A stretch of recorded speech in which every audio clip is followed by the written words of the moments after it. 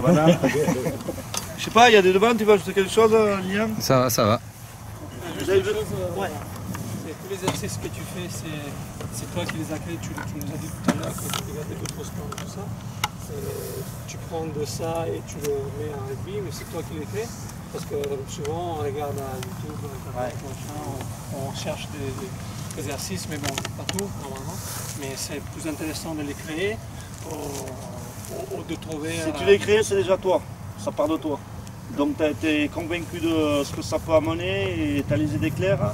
Si tu copies, tu regardes un peu, mais putain, à la finalité où ils voulaient en venir. Et tu vois, il te manque toujours ce 3%, ce jour ils te demandent. Et des fois, tu n'as pas toujours la réponse. Parce que plus de fois les consignes. Quand Ouais, tu vois sur YouTube, c'est compliqué de pouvoir faire. Voilà. Et toi, tu penses un truc, c'est peut-être une autre. Ils avaient peut-être une autre approche.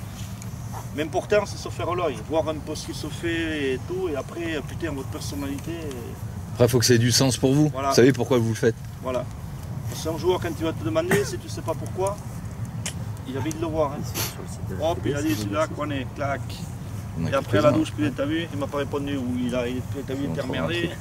Tac. Donc voilà. Et comme on disait, simuler, des joueurs, vous avez de tout. Hein. Vous avez des mecs, des oreillers qui exécutent, il y a des joueurs, qui va te dire, mais t'en es sûr? Tu vois la phrase ambiguë, t'en es sûr? Si tu dis oui, peut-être, là c'est bon, c'est mort. Oui, oui, j'en suis sûr, parce que c'est ça la finalité. Et on va faire comme ça et comme ça. Oh le mec, qu'ils aient des clairs, ils savent où il va aller. Les joueurs, c'est des coquins. C'est ça. Ils peuvent prendre la main, ils vont essayer de prendre le bras et après, tac, c'est vous qui avez les clés. Ouais. Là, essayez de trouver le temps libre, pas tout le temps du rugby, parce que le rugby, c'est que les circuits fermés. Comme les passes de rugby, et après, il faut faire des moments ouverts, des ballons de vanne, des passes, on attaque. J'avais bien cherché le web, tu vois, des moments ouverts, beaucoup plus fluides, et après, je peux revenir me concentrer sur les passes de rugby.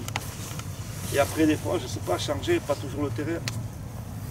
Donc on peut utiliser d'autres sports ou la pratique d'autres sports, même si forcément ça ne va pas être le geste technique qu'on va travailler, mais ça peut aider à peut-être prendre conscience. Il y a plein de choses qui sont transversales. Lancer, évaluer des distances, ma force du bras gauche, bras droit, tout ça c'est le tout. Lancer devant aussi, ça peut. Des passes devant? Oui. Tu peux des passes devant. Ouais. Après, faut pas en faire beaucoup, mais Parce que j'ai un exo où j'ai une défense et je mets deux équipes. Ouais. Et après, ils doivent se passer le ballon comme ça. Donc, regarder les intervalles, ça peut se déplacer latéralement et en profondeur. Il n'y a aucun problème. Si tu es convaincu que ça prenait quelque chose et tu en mets 10% et 90% c'est des passes de rugby par rapport à la règle, il n'y a aucun problème. Des ballons, quelquefois il fait froid, trouver un truc, on va passer au terrain, on va, je sais pas, faire. On ne sait pas, trouver quelque chose où là vous les stimuler. Ouais, les faire sortir du terrain de temps en temps, ça amène autre chose. Hein. C'est notre forme de travail qui travaille les mecs. Donc du coup par rapport au skill, c'est peut-être trouver le juste équilibre entre qui maîtrise un peu l'exo, donc que ça ne soit pas tout le temps nouveau, pour qu'il y ait une amélioration. Mais aussi trouver le moment, ok, cet exo ça fait peut-être trop de fois que je le fais, bam, je vais changer, je vais mettre une alternance pour que le joueur l'important c'est garder le concept et tu mets une variante. Motivation.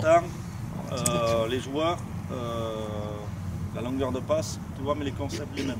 Et après, tu changes, tu varies. L'entraînement, c'est l'entraînement, mais après, l'enfant, il rentre chez ses parents.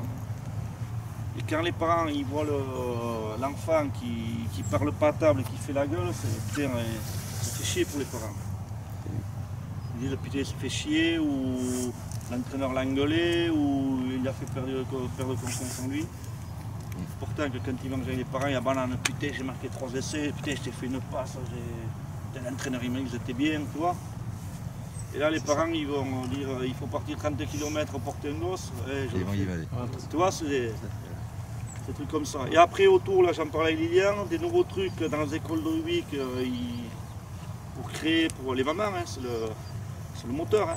Qui c'est qui amène l'enfant, c'est les parents. Donc, généralement c'est la maman ou le papa, mais beaucoup les mamans, se boit le café, elles discutent, il y a des choses à dire. Et vous pouvez les motiver d'une autre manière. Elles portent les enfants et elles viennent tenir de sport et elles font yoga ou pilates ou un truc comme ça. Au rugby, elles ont le droit aussi. Comment? Au rugby, elles ont le droit Il n'y a aussi. aucun problème, team building, je sais pas, il n'y a aucun problème. Ouais, ça peut être marrant, des touchés, des trucs comme ça crée une dynamique. Les enfants ils sont contents, ils jouent.